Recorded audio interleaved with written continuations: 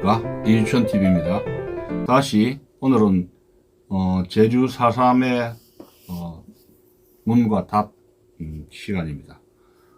문 12번째 질문입니다.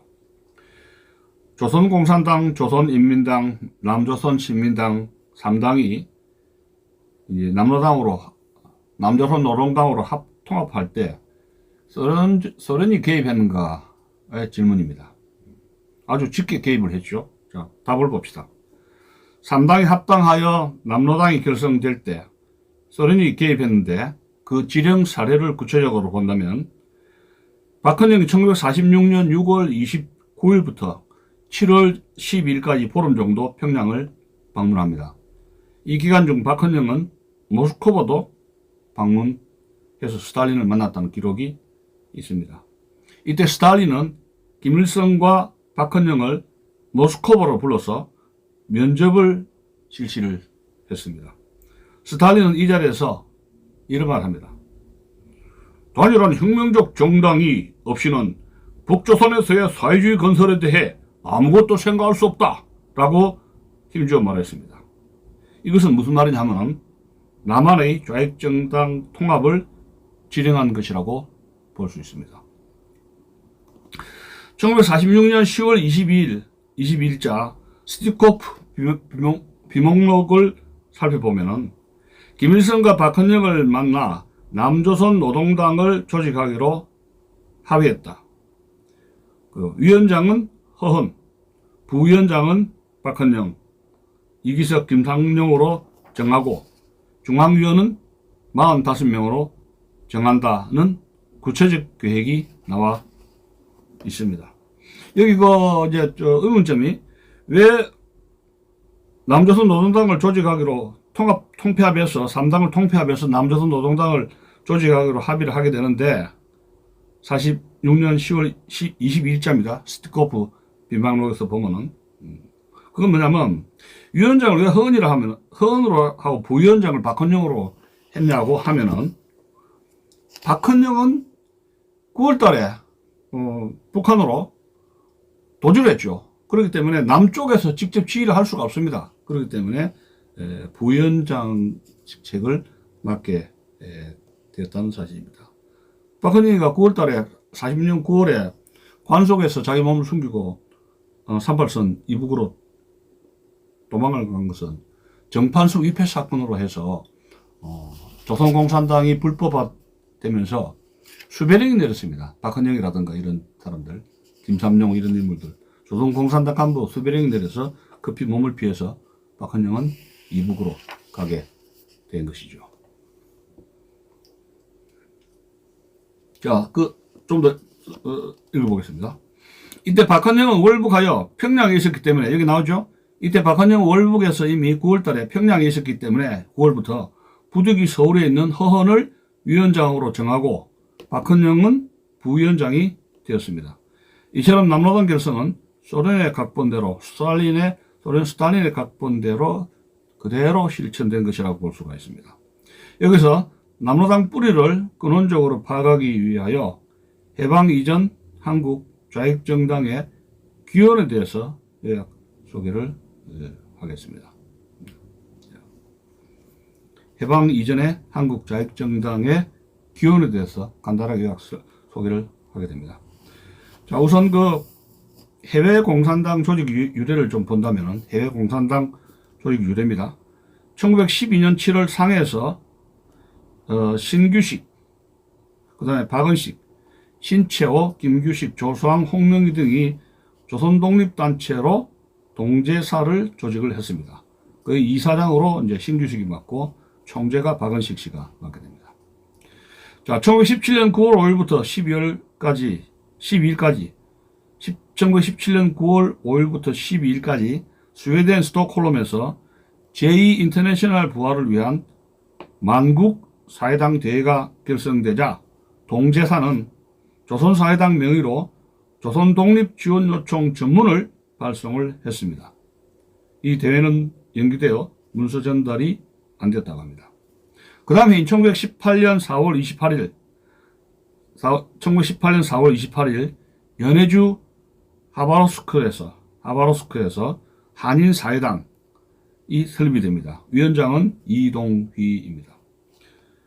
자, 그 다음에 1919년, 19년은 3.1운동이 일어난 해입니까?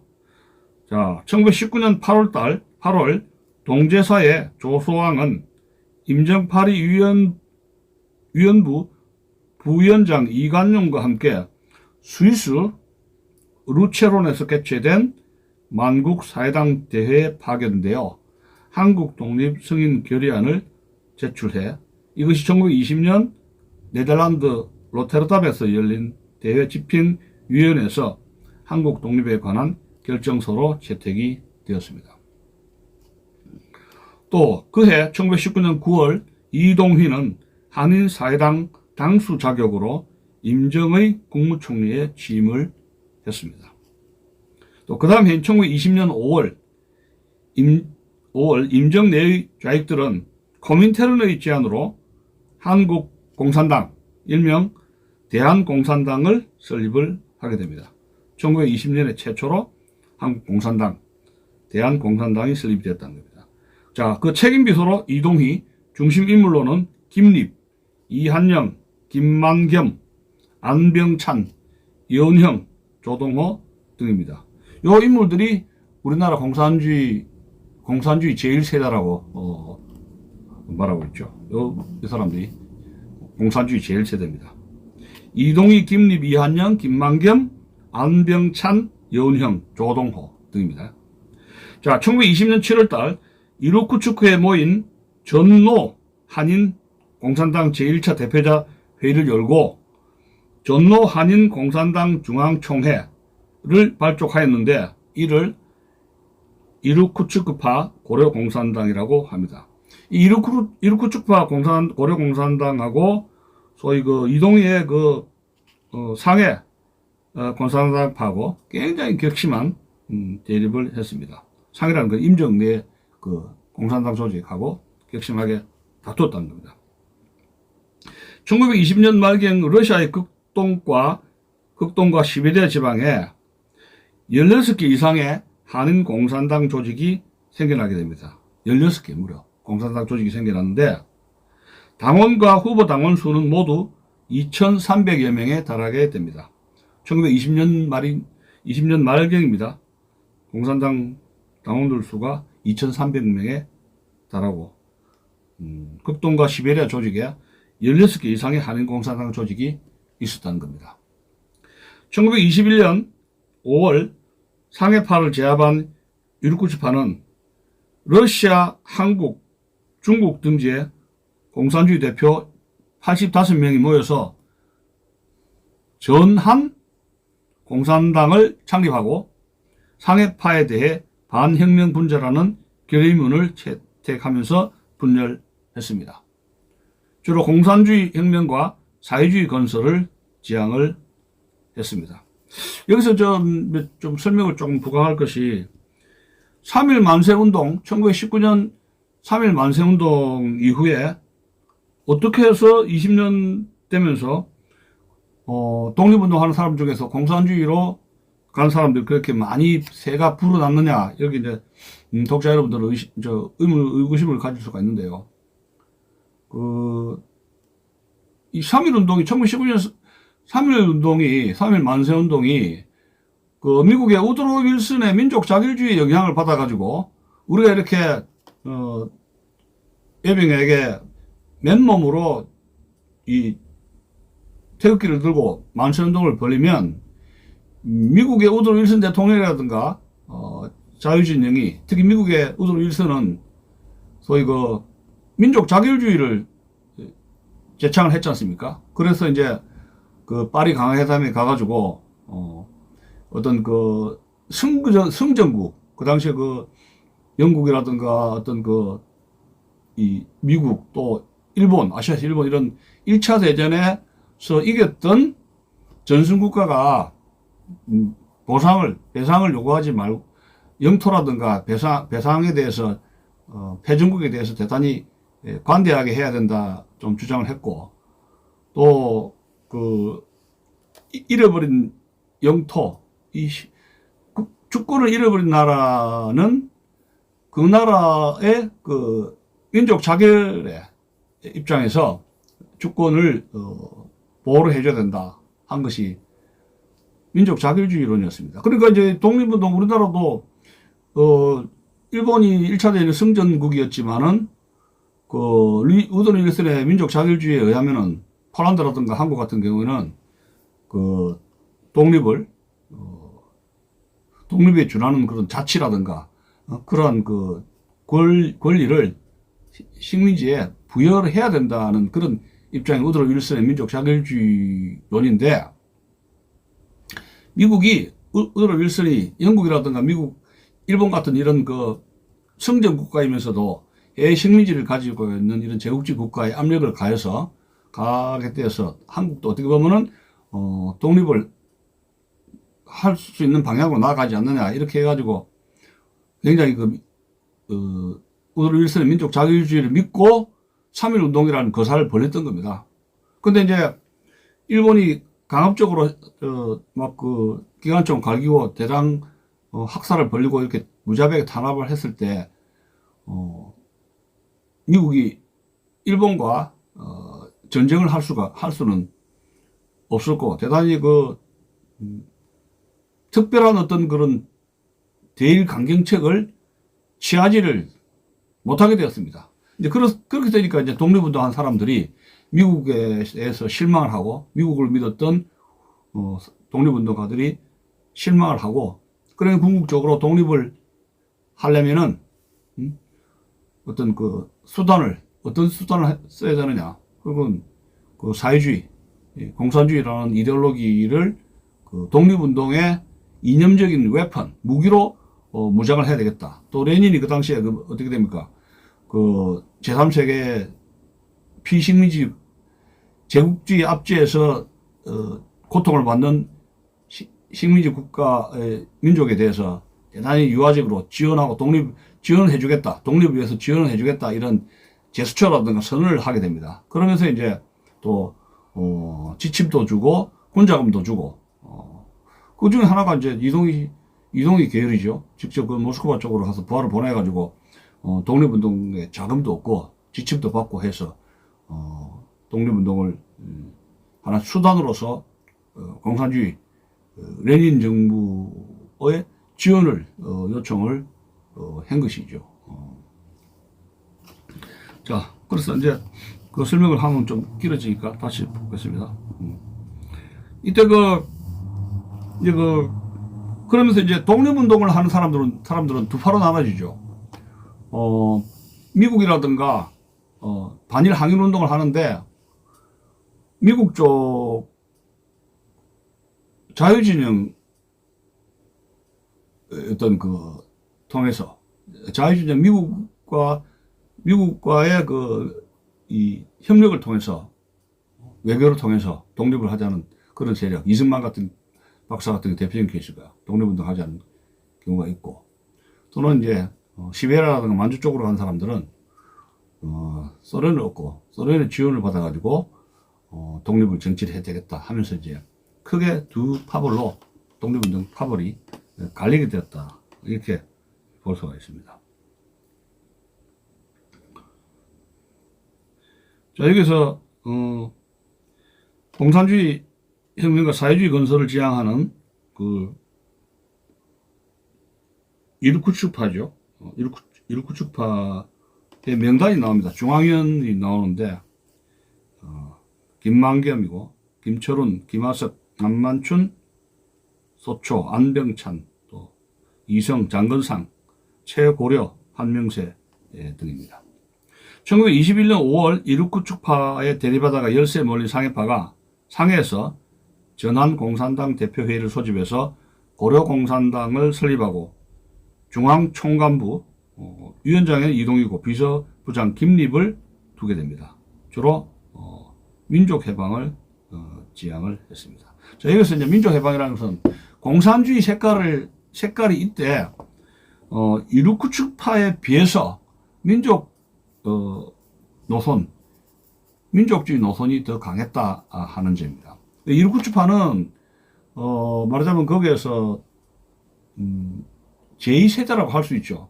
러시아에 이주를 해가지고 부모님이 러시아에 이주를 해가지고 했다가 그럼 거기에서 그 아주 태어나거나 아주 어릴 때부터 말하자면 소련의 시베리아 만주 지방에서 살았던 인물입니다. 말하자면 미국의 뭐 교포 2세 비슷하게. 그러니까 이제 공산주의 사회주의 이데올로기에 대해서는 더 상해파 공산당원들보다도 더 철저하게 러시아화된 한인들이다 이렇게 볼 수가 있습니다. 그러니까 이르쿠츠파하고 이르쿠츠파 공산당하고 상해파 공산당하고 굉장히 반목과 갈등이 심했습니다. 그런데 이제 이동희 계열 쪽은 그래도 약간 그 민족주의적인 노선이 공산주의를 이용해가지고 독립운동을 해야 되겠다는 그런 의식이 이르쿠츠파에 비해서는 더 강했다 이렇게 말씀을 드릴 수가 있습니다.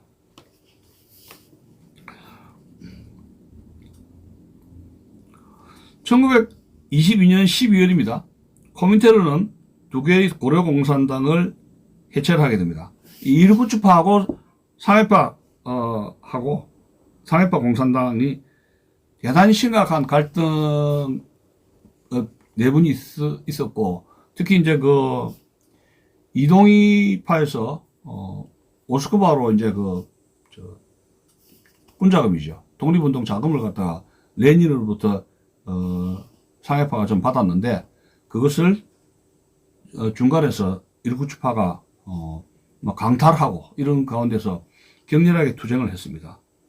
그러다 보니까 이제 이르쿠츠파하고 상해파는 서로 모스크바에 가가지고 자기들이 정통파다, 자기들 인정을 해달라고 그러고 굉장히 싸우게 됩니다. 왜 이제 두 파벌이 더 심하게 싸우냐 하면은 일국일당주의라 그래요. 코민테르의 원칙을 정했는데 한 나라에 일국일당, 한 나라에는 공산당이 두 개 이상 복수로 만들어 줄 수가 없어요.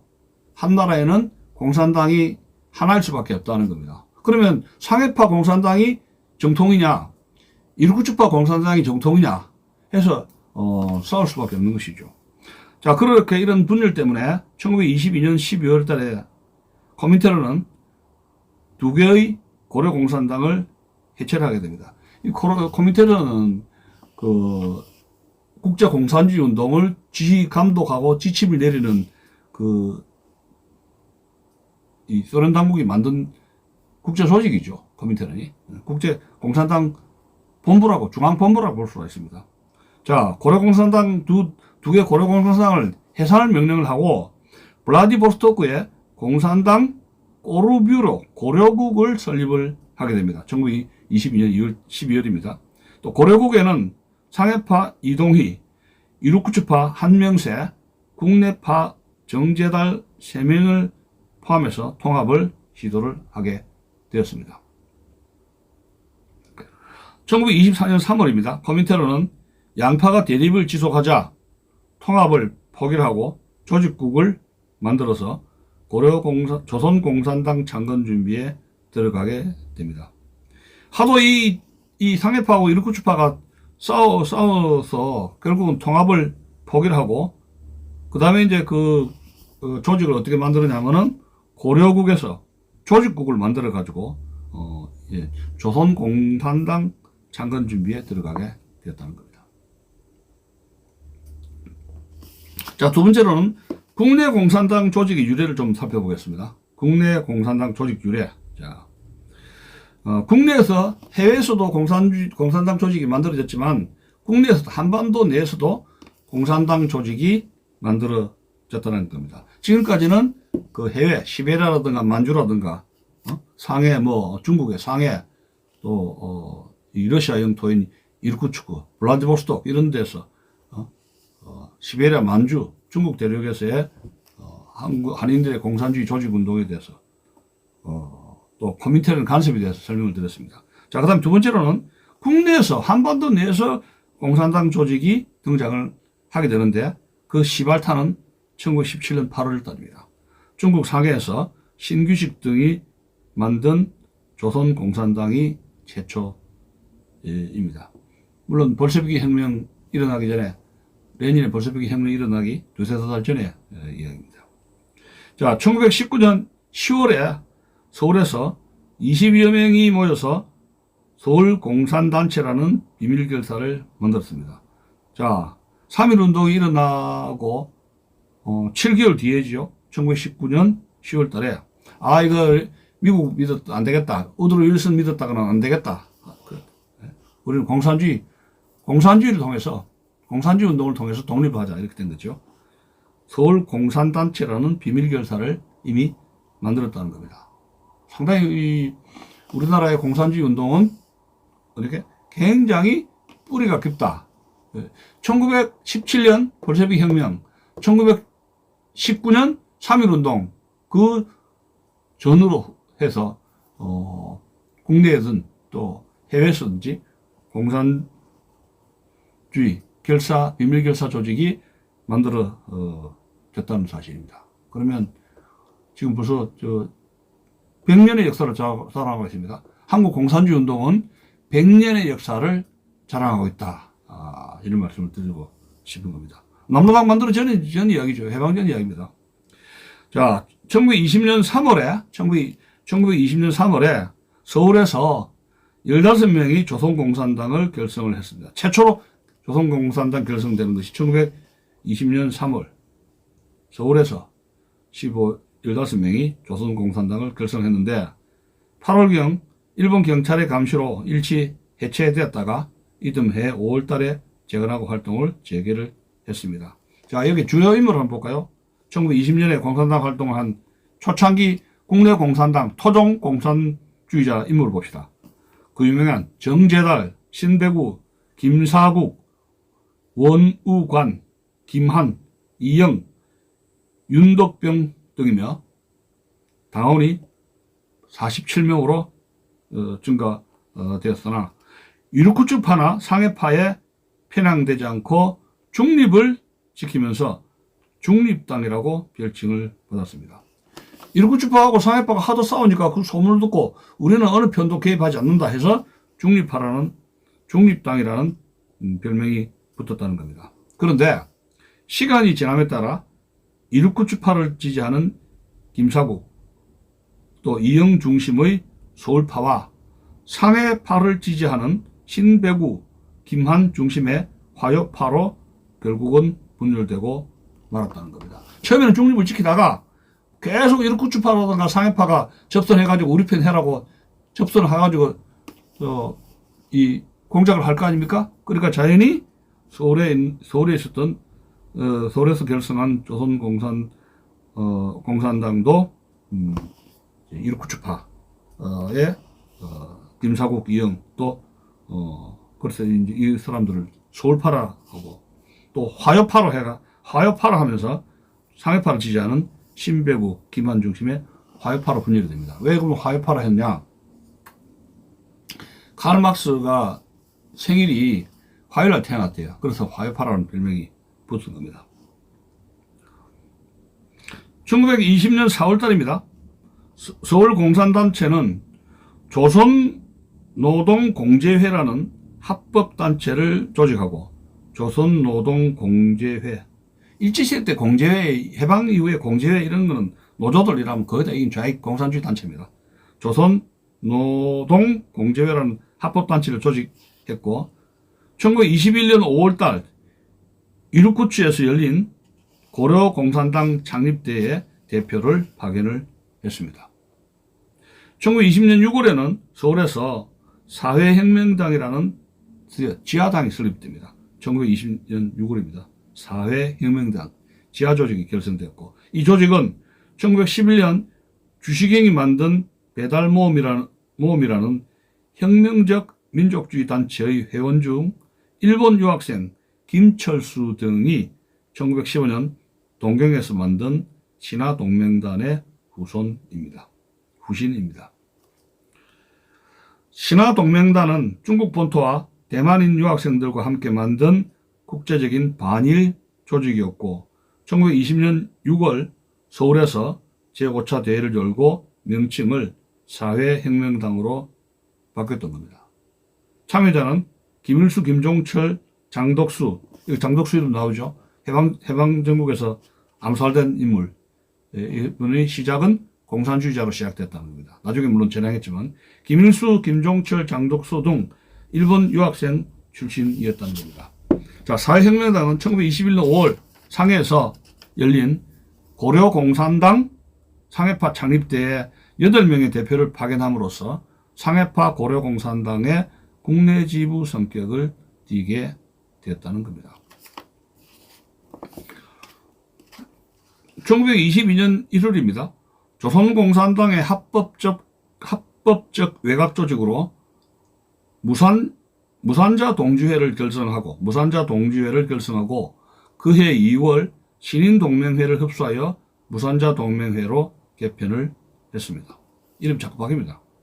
1923년 11월입니다. 여기 이제 등장하는 것이 김약수인데, 김약수는 일본의 이 김약수가 나중에 여러분 국회 불합치 사건에서 국회 부의장했죠. 국회 미군 철수하라 뭐라 해가지고 여러분 체포된 인물 아닙니까? 국회 불합치 사건 1949년도. 자, 김약수가 등장하는 게 1923년 11월 달입니다. 김약수는 일본의 무정부주의자들의 영향을 받아서 북성회를 결성했다. 아마 일본 유학생입니다. 북성회를 김약수가 북성회를 결성했다가 무정부 아나키스트 영향을 받았다는 거죠. 서울에 들어와가지고 서정희와 함께 북풍회, 토요회를 결성을 했습니다. 일종의 공산당 조직입니다. 1924년 7월 7일 서울 낙원동에서 신사상연구회를 조직을 했습니다. 여기에 이르쿠츠파, 박헌영, 이몽근, 김단야와 일본 유학생 조봉암이 나중에 합류를 했습니다. 이 조봉암 이야기 나오네요. 조봉암 이승만 정부 시절에 농림부 장관 했던 전직이 원래는 공산주의자로 시작했죠. 조봉암.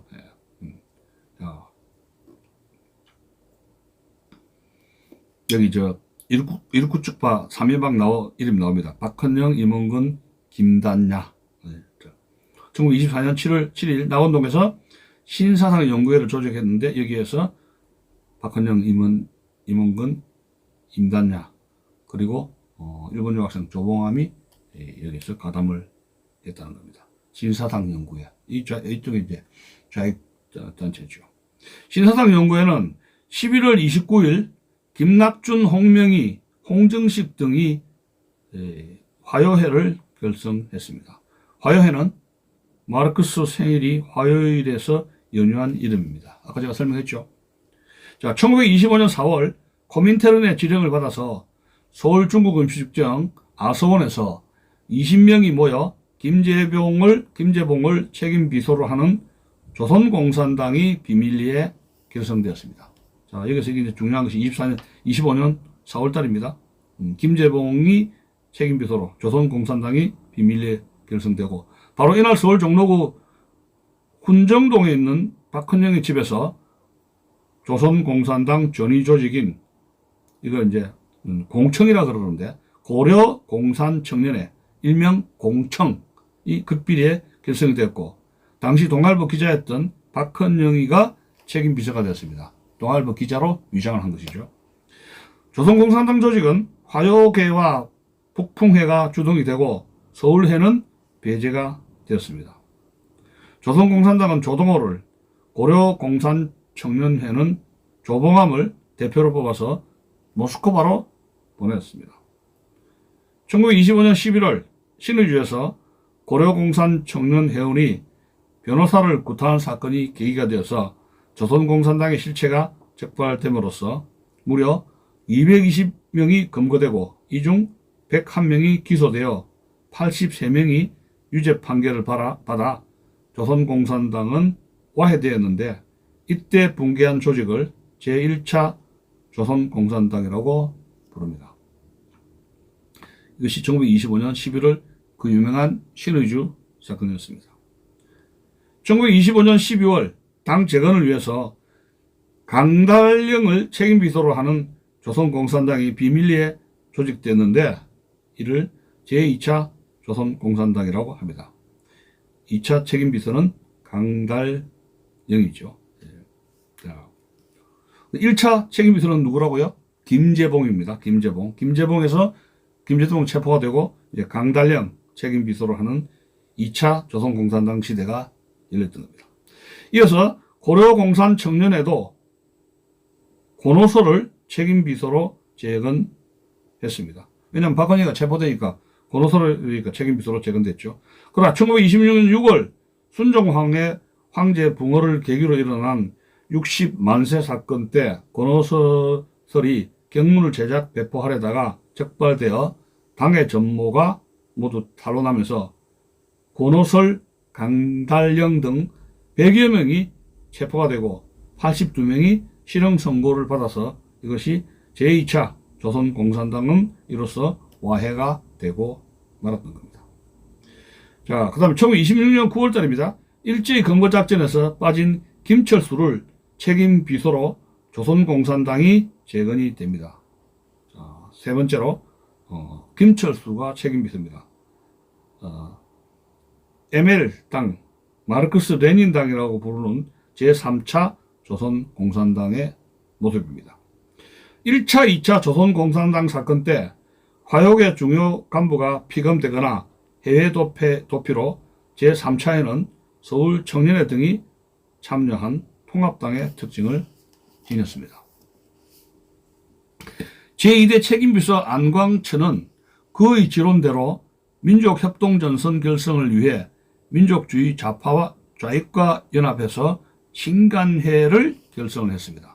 신간회가 좌익 우익 합작 노선 아닙니까? 신간회를 결성했습니다. 신간회는 1931년 5월 해체되고 말았죠. 좌익의 방해 공작으로 신간회가 해체가 됐지 않습니까?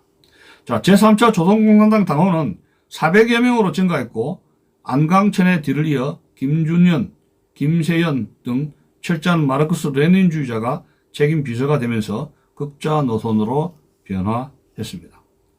고려공산 청년회도 고광수를 책임 비서로 하여 거민테런의 승인을 받았습니다. 1928년 3월 동아일보 편집국장이었던 김준현을 비롯한 200여 명이 검거되면서 조선공산당과 관련이 있던 조선노동총동맹, 신간회, 근우회 등 단체들도 타격을 입었습니다. 1928년 3월 차금봉을 책임비서로 하는 제4차 조선공산당이 마침내 설립되었습니다. 1928년 3월 차금봉을 책임비서로 해서 제4차 조선공산당이 설립이 되었던 거죠. 조선민족해방운동에 대한 태제를 채택해서 혁명 노선을 분명히 하고 코민테런으로부터 활동 자금을 받아 활발한 활동을 하다가 1년도 못 되어 170여 명이 검거되고 차금봉, 김재명 등이 고문으로 사망하고 말았던 겁니다. 이로써 조선공산당 재건은 1945년 8월 8.15 해방 때까지 실현되지 못했습니다.